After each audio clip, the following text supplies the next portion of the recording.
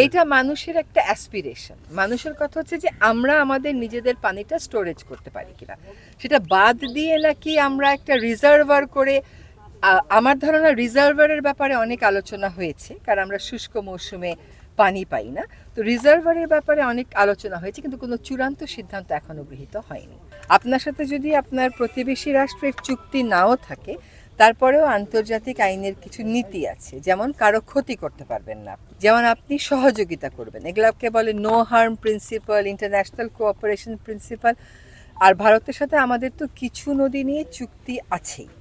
সে প্রেক্ষিতে আমার উত্তর হবে যে হ্যাঁ, উজানের দেশের উপরে যারা উজানের দেশ, তাদের ভাটির দেশকে জানানোর কথা, যখন এরকম অস্বাভাবিক বৃষ্টিপাত হয় বা পানি ছেড়ে দেওয়ার দরকার হয়, আগে একটু জানিয়ে দিতে হয়। তাহলে একটু প্রস্তুতিটা রাখা যায়, অন্তত মানুষজনগুলোকে সরিয়ে নেওয়া যায়।